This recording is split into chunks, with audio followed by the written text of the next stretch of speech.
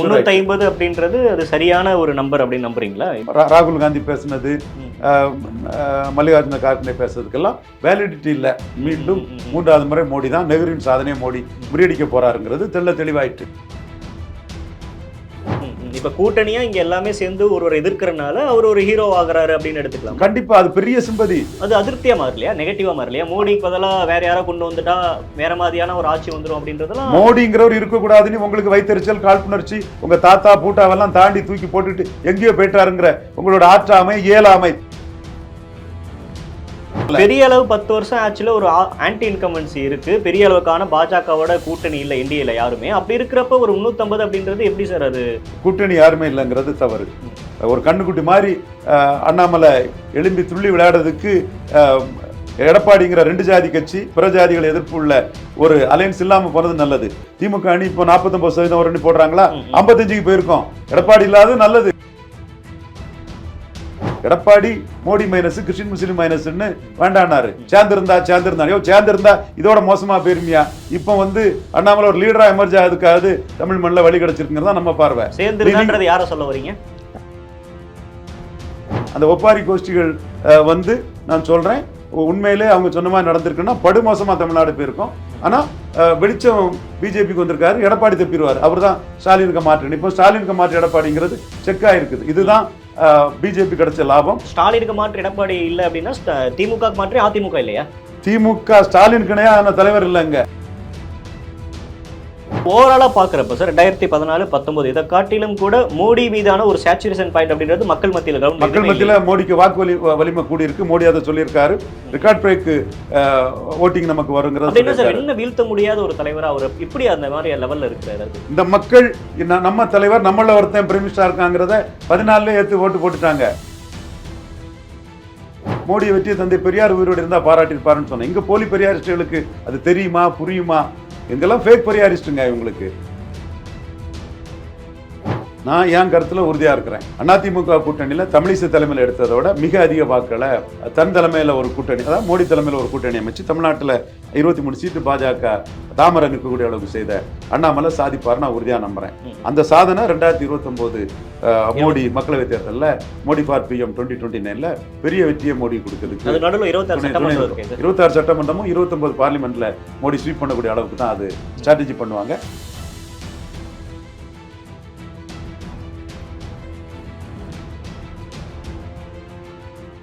அனைவருக்கும் வணக்கம். இன்றைய சிறப்பு நேர்காணலில் நம்மோடு இணைந்திருக்கிறார் அரசியல் விமர்சகர் ரவீந்திரன் துரைசாமி அவர்கள். சார் வணக்கம். வணக்கம் பிரதீப். தேர்தலுக்கு பிந்தைய கருத்து கணிப்புகள் வெளியாகி இருக்கு. பாஜகவுக்கு ஓவராலா எல்லாருமே ஒரு 350 அப்படின்றத எல்லாருமே சாலிடா கொடுத்துருக்காங்க. அதுதான் கலை யதார்த்தமா? அதாவது 4 ஸ்டேட்ல பாஜக ஏறி இருக்கு. ஓகே, என்னென்ன state sir? West Bengal CAA matter, Mamata Banerjee எதிர்ப்பு. கயஸ்தாக்கள் ஏற்கனவே மம்தாவுக்கு எதிராக தான் இருந்தாங்க. கயஸ்தாஸ், யாதவ் எல்லாம் எதிராக இருந்தாங்க. மோடி அதை ஸ்ட்ரெங்தன் பண்ணிட்டாரு, டாக்டிக்கலாக நுணுக்கமாக ஸ்ட்ரெங்தன் பண்ணிட்டாரு. அதே மாதிரி பிராமணர்கள் பார்லிமெண்ட்னா மோடிக்கே போடுறதுன்னு முடிவு பண்ணிட்டாங்க. ஸோ அந்த சூழ்நிலையில் வெஸ்ட் பெங்கால் ஏறி வர்றதுங்கிறது இயல்பான ஒன்றாக தான் நான் பார்க்குறேன். அதுக்குள்ள வாய்ப்புகள் இருக்குது. ஆன்டி எஸ்டாப்ளிஷ்மெண்ட்டு எல்லாமே அதற்குள்ள வாய்ப்புகள் தெளிவாக இருக்குது. அடுத்தால ஒரிசாவில் தமிழ்நாட்டில் இருந்து இரவல் வாங்கி பாராளுமன்ற கட்டடத்தில் சான்ஸ்கிரிட் இருக்குது, ஏன் தமிழ் இல்லைங்கிற கேள்வியை இவர் நவீன் பட்நாயக்கே கேட்டாப்புல. அவங்க உடனே டக்குன்னு பிடிச்சி நான் ஒரியா எக்ஸ்ட்ரா கான்ஸ்டியூஷனல் அதாரிட்டியாக இருக்கிறாங்கன்னு ஒரு பெரிய பிரச்சாரம் பண்ணி ஏற்கனவே தொடர்ந்து அங்கே ஏறி வந்துட்டுக்கூடிய ஒரு சூழ்நிலையில் பார்லிமெண்ட் எலெக்ஷனில் பிஜு ஜனதாதள் பிஜேபி கூட்டணிங்கிறத பேச்சுவார்த்தையே பிஜேபிக்கு ஒரு புஷ்ஷை கொடுத்து 51% வாக்கெடுத்து ஆட்சியும் பிடிக்க போகிறாங்க. தென் பெரிய அளவில் MP சீட்டையும் ஸ்வீப் பண்ண போகிறாங்கன்னு வந்துட்டு. அடுத்து தெலுங்கானா, மன்னிக்கவும் ஆந்திரா ஏற்கனவே ஜெயித்த இடம் தான் 2014. சந்திரபாபு நாயுடு பிரைம் மினிஸ்டராக ஆசைப்பட்டு மோடியை கவிழ்க்க நினைச்சு அவர் கவிழ்ந்து போனார். கடைசியாக 3 சீட் எடுத்தவர் ராமர் கோயில் விழாவுக்கு வந்தார். வேண்டாம், கூட்டணி வேண்டாம் ங்கிற ஒரு சூழ்நிலையில் அவராக விழுந்ததும் 6 சீட்டு பவன் கல்யாண் கூட்டணின்னு வந்ததும் அவருக்கு அரெஸ்ட்டு. மோடி பிரதமர்னு வந்த பிராமின், வல்லமா, சத்ரியா இவங்க வாக்குகள் காபு ஓட்டு, ஏற்கனவே சந்திரபாபு நாயுடு இருந்த ஓட்டு ப்ளஸ் சிம்பதி அங்கேயும் ஸ்வீப் பண்ணி ஜெயிக்குதாப்பில். அப்போ NDAக்கு ப்ளஸ் தெலுங்கானா, அங்கே 7% அசம்பிளில் இருந்தது 14% போகும்போது பார்லிமெண்ட்லேயும் அதுக்கு ப்ரொபோஷனேட்டாக ஹெவியாக ஏறி 30 வரை போகக்கூடிய ஒரு சூழ்நிலை வரும்போது அங்கேயும் வந்து சீட்டு ஜாஸ்தி வருது. இந்த 4 ஸ்டேட்டும் ஏறி வந்ததிலே மோடி மீண்டும் பிரதமருங்கிறது கிளியர் கட்டா 350 அப்படின்றது அது சரியான ஒரு நம்பர் அப்படின்னு நம்புறீங்களா? இது ரெண்டை பார்த்தா வரலாம். ஆனா இது இந்த 4 ஸ்டேட் ஏறி வந்ததும் நீங்க ஏற்கனவே ராகுல் காந்தி பேசினது, மல்லிகார்ஜுன கார்கே பேசுறதுக்கெல்லாம் வேலிடிட்டி இல்லை. மீண்டும் 3வது முறை மோடி தான், நெஹ்ருவின் சாதனையை மோடி முறியடிக்க போறாருங்கிறது தெளிவாயிட்டு. எந்த அளவுக்கு எவ்வளவுக்குள்ள ஏறி போய் முறியடிக்கிறாருங்கிறது 4ஆம் தேதி தெரியும். பட் ஏற்கனவே நான் உங்கள்கிட்ட பேசுனது மாதிரி மோடி இன்டாக்டா இருக்கிறது, மோடிக்கு எதிராக உள்கட்சியில் எதுவும் இல்லை. இந்திரா காந்திக்கு சந்திரசேகர், ஜெகஜீவன் ராம் இருந்த மாதிரி, இவர் ராஜீவ் காந்திக்கு விபி சிங் இருந்த மாதிரி யாரும் எதிர்ப்பு இல்லை. ஒரு உத்தவ் தாக்கரே மட்டும்தான் மகாராஷ்டிரா, வேற எங்கேயும் பாதிப்பு இல்லைன்னு சொன்னது இந்த கருத்து கணிப்பில் வெளிப்படுது. நாம தேரியா சொன்னது கடந்த கால 77 to 89 இந்த அனுபவங்கள்ல சொன்னது இந்த கருத்து கணிப்புல வெளிப்படுது. மகாராஷ்டிரா வந்து பாதிப்புன்னு தான் சொல்றாங்க. சோ இந்த கருத்து கணிப்பு வந்து எல்லாரும் ஒரு பேரை சொல்லும் போது மோடிக்கு ஆதரவான ஒரு பெரிய ட்ரெண்ட், பெரிய வேவ் வர்றதுக்கு வாய்ப்பு இருக்குங்கிறத உறுதிப்படுத்துன்னு நாம நம்புறோம். இப்ப கூட்டணியா இங்க எல்லாமே சேர்ந்து ஒரு எதிர்க்கிறனால அவர் ஒரு ஹீரோ ஆகுறாரு அப்படின்னு எடுத்துக்கலாம். கண்டிப்பா அது பெரிய சிம்பதி. ராகுல் காந்தி வந்து மோடி பிரதமரா இருக்க மாட்டாருன்னு சொன்னதெல்லாம் மோடிக்கு ஒரு பெரிய சிம்பதியை கொடுத்துட்டு அது அதிருப்தியா மாறலையா, நெகட்டிவா மாறலையா? மோடிக்கு பதிலா வேற யாரோ கொண்டு வந்துட்டா வேற மாதிரியான ஒரு ஆட்சி வந்துடும் அப்படின்றதெல்லாம் மோடிங்கிறவர் இருக்கக்கூடாதுன்னு உங்களுக்கு வைத்தறிச்சல், காழ்ப்புணர்ச்சி, உங்க தாத்தா பூட்டாவெல்லாம் தாண்டி தூக்கி போட்டுட்டு எங்கேயோ போயிட்டாருங்கிற உங்களோட ஆற்றாமை, இயலாமை அதை நீங்க வெளிப்படுத்திருக்குங்கிறத ஒவ்வொரு இந்து அப்பர் காஸ்ட் இந்துவா இருந்தாலும் சரி, ஓபிசி இந்துவா இருந்தாலும் சரி, எஸ்டி இந்துவா இருந்தாலும் சரி, எஸ்சி இந்துவா இருந்தாலும் சரி, எல்லாரும் புரிஞ்சுக்கிட்டாங்க. அதுல ராகுல் காந்திக்கு உள்ளத்துக்குள்ள இருக்கக்கூடிய அந்த ஆணவ எண்ணமும் அந்த அசுவையும் அந்த பொறாமையும் தான் அதுல வெளிப்பட்டது. நீங்க சொல்லியிருக்கலாம் பாஜக ஆட்சிக்கு வராதுன்னு சொல்லியிருக்கலாம். ஏன் மோடியை மட்டும் சொல்லணும்? அதுதான் மோடிக்கு சிம்பதி ஆச்சு. ஓகே. சோ இந்த மாதிரிப்பட்ட சூழ்நிலை இன்னைக்கு அப்பர் காஸ்ட் இந்து மோடி பின்னாடி, ஓபிசி இந்து மோடி பின்னாடி, எஸ்சி இந்து மெஜாரிட்டி மோடி பின்னாடி, மல்லிகார்ஜுன கார்கே பாஜக தலைவரா, காங்கிரஸ் தலைவராக இருந்தாலும் எஸ்டி இந்து மோடி பின்னாடி. இன்னும் சொல்ல போனா மோகன் யாதவ் போன்றவங்க எல்லாம் மத்திய பிரதேசுக்கு சீஃப் மினிஸ்டரா வராங்கன்னா, அது வந்து சவுகான் போன்ற சீனியர் லீடரை மீறி வராங்கன்னா 2024 ஜெயிக்கிறதுக்கான ஒரு வியூகம் தான். யூபி பீகார்ல யாதவர்கள் ஓட்டு குறிப்பிடத்தக்க அளவு மோடிக்கு வந்திருக்குது, மோடி தலைமைக்கு வந்திருக்குது. அல்லது இவ்வளவு சீட்டுகள் இங்க வர்றதுக்குள்ள வாய்ப்புகள் அங்கேயும் வந்து இந்த கருத்து கணிப்பு சீட்டு வரக்கூடிய வாய்ப்புகள் வந்து சற்று குறைவாக தான் இருந்திருக்கும். அப்போ அரவிந்த் கெஜ்ரிவாலோட பிரச்சாரம், ராகுல் காந்தியோட பிரச்சாரம், பிரியங்கா காந்தியோட பிரச்சாரம், இது எதுவுமே மக்கள் மத்தியில எடுபடலையா? இது எதுவுமே எடுபடலை நான் சொல்ல வரல. இது எல்லாமே அவங்களுக்கு ஓட்டு போடக்கூடிய முஸ்லிம்ஸ், அவங்க ஆதரவாளர் மத்தியில தோத்த கட்சினால ஒரு பெரிய ஆர்ப்பரிப்பு இருந்து. ஆனா யூபி எடுத்துட்டீங்கன்னா மோடிக்கு பிராமின்ஸ் மத்தியில 80%, ராஜ்புட் 80%, ஜாட்டு கிட்ட 60%, கோரி குர்மி கிட்ட 60%. இப்படி எல்லா இந்து காஸ்ட் கிட்டலையும் மோடிக்கு மெஜாரிட்டி. இப்படி ஒரு தலைவர் இந்த சமுதாயத்துல வந்ததே இல்லை. அப்போ நீங்க இந்த இடத்துக்குள்ள யோகி ஆதித்யநாத் வரும்போது 20-80 அவர் சொல்லும் போது கூட பிராமணர்கள் முழுமையா யோகி ஆதித்யநாத்துக்கு வாக்களிக்கல. யோசிச்சு பாருங்க, பரசுராமனுக்கு மணிமண்டபம் கட்டுவோம், பரசுராமனுக்கு கோயில் கட்டுவோம், பரசுராமனுக்கு நினைவிடம் கட்டுவோம்னு சொன்னாங்களா இல்லையா? எல்லா கட்சிகளும் இதே அகிலேஷ் யாதவ் சொன்னாரா இல்லையா? இப்ப ஏன் பரசுராமனை பற்றி பேசல? அப்ப அன்னைக்கு பரசுராமனை பற்றி பேசினா யோகிங்கிற ராஜ்புட்டுக்கு எதிரா விகேஷ் துபே என்கவுண்டர் அல்லது யூபி பிராமின் ராஜ்புட் ரைவலரி இது மையமா வச்சு பிராமணர்கள் வந்து தங்களுக்கு ஓட்டு போடுவாங்க எதிர்பார்ப்பு அகிலேஷ் யாதவுக்கு இருந்தது. இப்ப மோடி வர்றதுனால எல்லா பிராமணரும் மோடிக்கு தான் போடுவாங்கிறனால பரசுராமனை பற்றி பேசல. பெரிய அளவு 10 வருஷம் ஆச்சுல ஒரு ஆன்டி இன்கம்பன்சி இருக்கு, பெரிய அளவுக்கான பாஜகவோட கூட்டணி இல்லை இந்தியால யாருமே. அப்படி இருக்கிறப்ப ஒரு 350 அப்படின்றது எப்படி சார் அது பாசிபிள்? அது கூட்டணி யாருமே இல்லைங்கிறது தவறு. தோத்து போன ஒரு சீட்டு கூட சரியா வராம தோத்து போன தமிழ்நாட்டுல, தோத்து போன இடத்துல எடப்பாடி போனதுல என்ன நஷ்டம்? ஒரு கண்ணுக்குட்டி மாதிரி அண்ணாமலை எழும்பி துள்ளி விளையாடுறதுக்கு எடப்பாடிங்கிற 2 ஜாதி கட்சி, பிற ஜாதிகள் எதிர்ப்பு உள்ள ஒரு அலையன்ஸ் இல்லாம போனது நல்லது.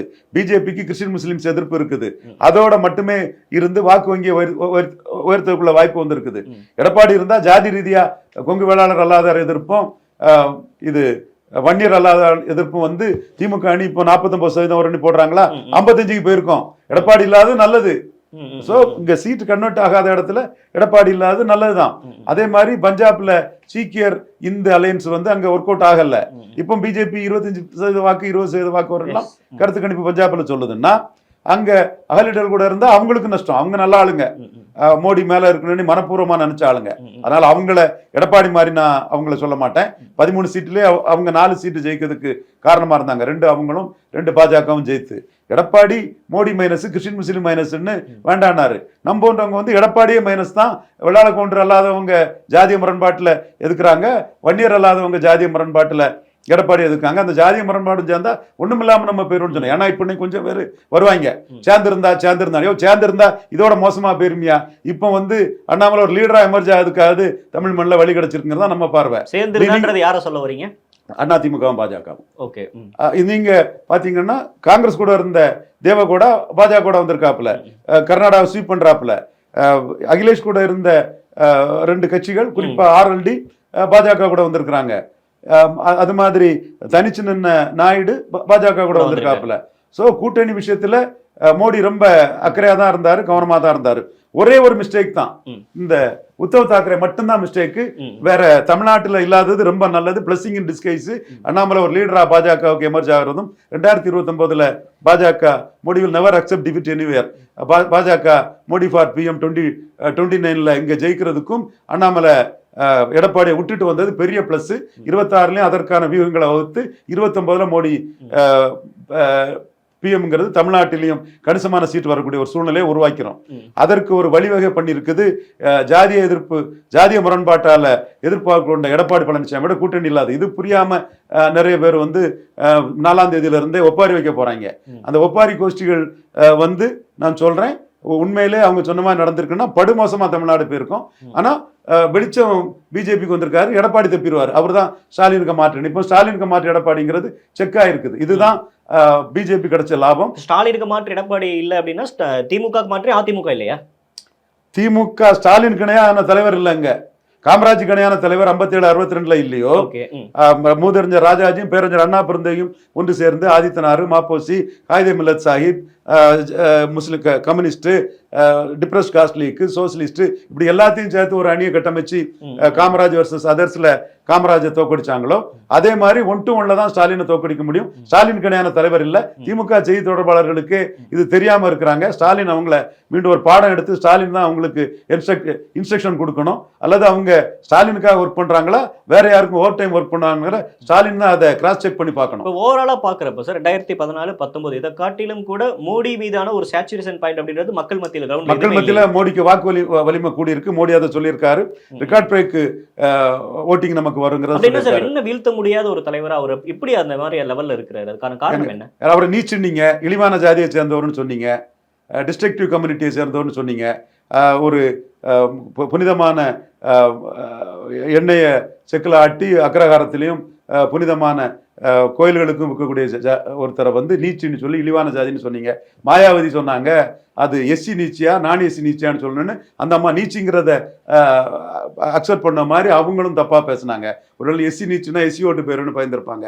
அப்போ இது என்ன ஆச்சுன்னா வண்ணார், நாவிதர், குயவர் மற்றும் பரவலா வாழக்கூடிய ஓபிசிகள், விஸ்வகர்மா, இந்த யாதவ் மாதிரி அடர்த்தியா இல்லாத பரவலா வாழக்கூடிய ஓபிசி, இவங்க எல்லார் மத்தியிலுமே மோடி நம்ம ஆளு ஒருத்தர் வந்துட்டாருங்கிறத புரிஞ்சுக்கிட்டாங்க. அம்பேத்கரெல்லாம் இந்த இடத்துல இருக்குன்னு மோடி சொன்னதும் மோடிக்கு பாட்டியும் மாயாவதிக்கு பாட்டியும் அக்கா தங்கச்சிங்கிற அந்த செய்திகளை பாசிஸ்டுகள் 2 வரும், யூபி சீஃப் மினிஸ்டரும் குஜராத் சீஃப் மினிஸ்டர் பாசிஸ்டுங்கிறதெல்லாம் வந்து இந்தியாவில் சபல்டன் இந்துத்துவான்னு சொல்லக்கூடிய அளவுக்கு நலிந்த பிரிவு இந்துக்கள் மத்தியில மோடி தான் நம்ம தலைவர். அத்வானி வாஜ்பாய் ஏத்துக்கிடாதவங்க இவங்க மோடியை ஏத்துக்கிட்டாங்க. மக்கள் மீது இன்னும் மோடி மீதான அந்த ஒரு கவர்ச்சி அப்படின்றது ஈர்ப்புன்றது இன்னும் இருக்கதான் செய்யுது. இந்த மக்கள் நம்ம தலைவர் நம்மள ஒருத்தன் பிரைம் மினிஸ்டர் இருக்காங்கிறத 14 ஏத்து ஓட்டு போட்டுட்டாங்க, 19 போட்டாங்க, இப்பவும் போடுறாங்க. இந்த தேர்தல் பத்திரம் இது மாதிரியான எந்த ஸ்கீம்ஸும் மக்களை வந்து அஃபெக்ட் பண்ணல. அது வந்து பெரிய அளவுக்கு ஒன்றும் தாக்கத்தை ஏற்படுத்தல. அதனாலதான் நான் மோடியை வெற்றியை தந்தை பெரியார் உயிரோடு இருந்தா பாராட்டியிருப்பாருன்னு சொன்னேன். இங்க போலி பெரியாரிஸ்டுகளுக்கு அது தெரியுமா புரியுமா? எங்கெல்லாம் ஃபேக் பெரியாரிஸ்டுங்க. இவங்களுக்கு 1-2 பெரியாரிஸ்ட் சொல்ல முடியுங்க. என்கிட்ட சகோதரர் தான், என்னோட சகோதரர்கள் தான், எல்லாம் என்னோட சகோதரர்கள் தான், நம்ம ரத்தங்கள் தான். அது நான் மறுக்க வரல. அவங்க மேல எனக்கு பெரிய அன்பு இருக்கு. என்கிட்ட ஏதாவது ஒரு 1/2 மணி நேரம் தனியா வந்து பேசினாங்கன்னா என்ன ஏது அரசியல்னு அவங்களுக்கு விலைக்கு கொடுக்க முடியும். தமிழ்நாட்டை பொறுத்தவரைக்கும் அவங்க எல்லாம் கிறிஸ்டின் முஸ்லீம் ஓட்டுக்காக ஒரு போதையில தப்பாக பேசக்கூடிய ஆட்களாக இருக்காங்க. சார் இப்போ தமிழ்நாட்டை பொறுத்த வரைக்குமே ஒரு சில கருத்துக்களை பாஜக 1லிருந்து 3 இடங்கள், வாக்கு சதவீதம் பொறுத்த வரைக்கும் ஒரு 16, 17 அப்படின்றது கொடுக்குறாங்க. இது எப்படி பார்க்குறீங்க? இது உண்மையாலுமே அந்த அளவுக்கான கலை யதார்த்தமா இருக்கா? நான் என் கருத்தில் உறுதியாக இருக்கிறேன். அதிமுக கூட்டணியில் தமிழிசை தலைமையில் எடுத்ததோட மிக அதிக வாக்குகளை தன் தலைமையில் ஒரு கூட்டணி, அதாவது மோடி தலைமையில் ஒரு கூட்டணி அமைச்சு தமிழ்நாட்டில் 23 சீட்டு பாஜக தாமரை நிற்கக்கூடிய அளவுக்கு செய்த அண்ணாமலை சாதிப்பார், நான் உறுதியாக நம்புறேன். அந்த சாதனை 2029 மோடி மக்களவைத் தேர்தலில் மோடி ஃபார் பிஎம் 2029 பெரிய வெற்றியை மோடி கொடுக்கிறதுக்கு 26 சட்டமன்றமும் 29 பார்லிமெண்ட்ல மோடி ஸ்வீப் பண்ணக்கூடிய அளவுக்கு தான் அது ஸ்ட்ராட்டஜி பண்ணுவாங்க. அதுக்கான வியூகங்கள் தான் வைப்பாங்க. முன்னாலுமே பாஜக அந்த அளவுக்கு வளர்ந்துருக்குன்னு எடுத்துக்கலாமா சார்? அப்போ வளர்ந்துருக்குன்னா யாரை வீழ்த்திட்டு அவங்க வளர்ந்தாங்க? அதிமுக பலவீனப்படுத்தி தான் வளர்ந்துறாங்க. அதிமுகவில் உள்ள ஓட்டளிச்ச ஜெயலலிதா உயிரோடு இருக்கும்போது பிராமணர்கள் வெளியேறிட்டாங்க, நாயுடு ரெட்டி வெளியேறிட்டாங்க, ஒக்காலிகா லிங்காயட்ஸ் வெளியேறிட்டாங்க, ஏன் அருந்ததியர் கூட வெளியேறிட்டாங்க. ஆனால் அருந்ததியர் முழுமையாக பாஜக பக்கம் வந்திருக்காங்கிறது டு பி சீன். வந்தால் மகிழ்ச்சி. அது கொஞ்சம் பூத் வைஸ் பூத் மேப்பிங் பண்ணி பார்த்து நம்ம டீமில் உள்ள ரிஷி, ஜெயந்தன், பிரசாந்த், மாதவன், சங்கர் எல்லாருமே வந்து போய் பார்த்து பண்ணி தான் நம்ம அதை சொல்ல முடியும். ஆனால் அதிமுக விட்டு வெளியேறிட்டாங்க. அதனால தான் நான் எடப்பாடி கூட கூட்டணி சேர்ந்தா இந்த ஜாதிகள் எல்லாமே திமுக விட போய் நின்றுவாங்கிறத ஒரு கருத்தை நான் பதிவு பண்ணிட்டே இருக்கிறேன். ஸோ இந்த ஜாதிகள் வந்து ஜெயலலிதா காஸ்ட் நியூட்ரலை ஏற்றுக்கிட்டவங்க எடப்பாடி ஒரு காஸ்டிஸ்ட், ரெண்டு ஜாதிக்கான கட்சி அண்ணாமலே சொல்லிட்டாரு. அதிமுக ரெண்டு ஜாதிக்கான கட்சின்னு சொன்னாரு. ஒரு மாநில பாஜக தலைவரே வெளிப்படையா சொன்னாரு. யாரும் அதை மறுக்கலையே, உண்மை. அதனால யாரும் மறுக்கல. அப்போ மற்ற ஜாதிகள்லாம் ஜெயலலிதாவை ஆதரிச்ச மற்ற ஜாதிகள்ல இந்துத்துவ ஏற்றுக்கொள்ளக்கூடியவங்க அண்ணாமலை நியூட்ரலா இருக்கிறப்ப அவங்களுக்கான மாற்று கட்சி அப்படின்னா அவங்க ஏன் பாஜக போகணும்? ஏன் நாம் தமிழர் சீமான் அவர்கள் இருக்காங்க, அவங்க பக்கம் போகலாமே. அதனாலதான் நான் சொன்னேன் ஸ்டாலின் வர்சஸ் அதர்ஸ்னு சொன்னேன். காமராஜ் 52, 57, 62 அந்த உயரிய இடத்துல ஒரு ஸ்ட்ராங்கான இன்டாக்டான கூட்டணியை வச்சுக்கிட்டு ஜோதிபாசு மாதிரி அந்த கூட்டணியை மெயின்டைன் பண்ணி ஸ்டாலின் இருக்காங்க தானே நான் தொடர்ந்து சொல்லிட்டு இருக்கிறேன். அதான உண்மையாயிட்டு இருக்கு. 2014 அவங்க என்டிஏ கூட்டணி 18 விழுக்காடு வந்து இங்க வாங்கியிருக்காங்க. அதை பீட் பண்ணுவாங்களா? இதுல என்டிஏ கூட்டணி வாங்கிட்டு வந்ததுங்கிறத நம்ம பார்க்க வேண்டிய அவசியம் இல்லை. பிஜேபி 2014 பொன் ராதாகிருஷ்ணன் தலைமையில் எடுத்ததை விட மிக அதிக வாக்குகள் வந்து அண்ணாமலை தலைமையில் எடுப்பாங்க. நான் கம்மி தானே சார் எடுத்திருந்தாங்க. அவங்க அப்போ கம்மி 5% தானே எடுத்திருந்தாங்க. இது 8-10 வரை தாண்டி கூட போகலாம். இரட்டை இலக்குல வந்தா தானே பாஜக இங்க வளர்ந்துருக்குன்றதுக்கான ஒரு இதா பார்க்க முடியும். 8% வந்தாலே அது சாதனை தான். அதுதான் என்னோட பெஞ்ச் மார்க். அதை தாண்டி போனா அது போனஸ். சரி, இப்ப இன்னொரு பேச்சு அடிபடுது. இப்ப பாஜக வளர்றாங்க, அது 2வது விஷயம். யாரை வீழ்த்திட்டு எந்தெந்த இடங்களில் 2வது இடங்கள் வராங்க அப்படின்றது ரொம்ப கவனிக்கணுமா? எந்தெந்த தொகுதிகளை 2வது இடத்தை பிடிக்கிறாங்கன்றது, எந்தெந்த பகுதிகளில் எந்தெந்த செக்ஷன்ஸ் வந்து எடப்பாடியை டிசைட் பண்றாங்கன்னு பார்க்கணும். அதிமுகவுக்கு ஓட்டு போட்ட இந்து நாடார்கள், அதிமுகவுக்கு ஓட்டு போட்ட பிராமணர்கள், அதிமுக அதாவது ஜெயலலிதா தலைமைக்கு ஓட்டு போட்ட நாயுடு ரெட்டிகள், ஜெயலலிதா ஓட்டு போட்ட பிறமொழியாளர்கள், எல்லாத்துக்கும் மேல ஜெயலலிதாவுக்கு ஓட்டு போட்ட கொங்கு வேளாள கொண்ட இளைஞர்களும் இளம்பெண்களும் அண்ணாமலை மோடிக்கு வேலை இருக்கிறதுனால திரும்பி இருப்பாங்கிற ஒரு டாக் இருக்கு. அது ரிசல்ட்ல தான் 4ஆம் தேதி தான் தெரியும். அதனால தான் நான் சில விஷயங்களை 4ஆம் தேதிக்கு மேல வச்சுக்கலாங்கிறதுல நான் 8% சொல்றீங்க இல்லையா? 8% பாக்குறப்ப ஏதோ 2 இடங்கள்ல ஒரு மினிமம் ஒரு 39 தொகுதிகள் ஒரு 15 இடங்கள் 2வது இடத்துக்கு வந்தா தானே அந்த ஒரு வாக்கு சதவீதமே வரும். 8%ங்கிறது வந்து நான் வந்து குறைஞ்சபட்சம் சாதிக்க வேண்டியதா தான் பாக்குறேன். அதையும் தாண்டி வர்றதுக்கு வாய்ப்பு இருக்கு. ஓகே சார், ஓவராலா 3 இடங்கள் ஜெயிப்பாங்கன்னு சொல்றாங்க. அதுக்கு வாய்ப்புகள் இருக்கா? போட்டி ஒரு 5-6 இடத்துல போட்டி கொடுப்பாங்க. அதுல எத்தனை வருதுங்கிறத 4ஆம் தேதி பார்த்துக்கலாம். ஓகே சார், இன்னொரு விரிவான வருது. டிஎம்கேவோட ஓட் பேங்க் என்னவா சார் இருக்க போகுது? ஏன்னா லாஸ்ட் டைம் 19ல் ஸ்வீப் பண்ணாங்க. பட் கருத்து கணிப்புகளை பார்க்குறப்ப ஒரு 2 தான் ஸ்வீப் சொல்லியிருக்காங்க. மற்ற யாரும் வந்து ஒரு 36, 37 அப்படின்னு தான் சொல்றாங்க. 2 இடங்கள் குறைஞ்சாலும் அது திமுக தன்னை சுய பரிசோதனை செஞ்சுக்க வேண்டிய இடம் தானே அது. டிஎம்கே 49% வாக்கு வரும்னு ஒரு கருத்து கணிப்புள்ள சொல்றாங்க. 53% வாக்கு எடுத்த ஒரு கட்சி. எந்த ஒரு கட்சியும் இஷ்யூ இல்லாம வாக்கு குறைஞ்சதுங்கிறது உச்சகட்டமா 67ல் ஒரு ஆன்டி காங்கிரஸ், ஆன்டி காமராஜ், இதுல வந்து இந்தி போராட்டம், உணவு பற்றாக்குறை, அரிசி பஞ்சம், தென் மக்கள் தலைவர் எம்ஜிஆர் துப்பாக்கியால் சுடப்பட்டது, 1-to-1 அண்ணாவும் ராஜாஜியும் காமராஜுக்கு எதிராக கொண்டு வந்தது. அதோட சோஷியல் பாலிசிஸ் எல்லாம் கன்சால்டேட் ஆனது. இங்கே சீஃப் மினிஸ்டராக இருந்த காமராஜ் வந்து 2 பிரைம் மினிஸ்டர் கமாண்ட் பண்ணக்கூடிய அளவுக்கு போனதில் உள்ள எதிர்ப்பு, ஐயா சாரகாசன் அதை இருந்து தெளிவாகவே சொல்கிறாரு. இப்படி ஒரு எதிர்ப்பு இருந்தது, மோடிக்கு வரக்கூடாதுங்கிறத தான் நாம் 2019 அதை நம்ம அலர்ட் பண்ணணும். ஓகே, இந்த மாதிரிப்பட்ட பல அம்சங்கள் வந்து எத்தனை சதவீத வாக்கை காங்கிரஸ் குறைச்சிருக்குன்னு நினைக்கிறீங்க? 6% வாக்கை குறைச்சிருக்கு. ஓகே. அப்போ உருவம் இல்லாம மிகப்பெரிய இஷ்யூக்கு பாதிப்புங்கிறது 6% வாக்கு தான். அது மக்கள் தலைவர் எம்ஜிஆர் துப்பாக்கியால சுடப்பட்டது தன்னுடைய ஆதரவாளர் காமராஜ் ஆதரவாளர் எம்.ஆர். ராதா சுட்டுட்டாருங்கிற அந்த இது வந்து ஒரு பாமர மக்கள் மத்தியில் போலிங் அதிகமாகிறதுக்கு ஒரு காரணமா இருந்தது. 6% போலிங் அதிகம். இவ்வளவும் இருந்தும் அங்க அந்த 6% போலிங் அதிகத்திலே 3% வாக்கு போயிடும். இவ்வளவும் இருந்து மற்ற இஷ்யூஸுக்கெல்லாம் சேர்த்து டோட்டலா 6% வாக்கு தான் 67 காங்கிரஸ் பாதிக்கப்பட்டது. இப்போ திமுகவுக்கு எதிர்ப்பு இருந்தா போலிங் கூடி இருக்கணும். போலிங்கே கூடல. அப்படி இருக்கும்போது இந்த 53ல இருந்து அதிகபட்சம் அந்த 67 எக்ஸாம்பிள வச்சா கூட ஒரு 5% வாக்கு குறையலாம்.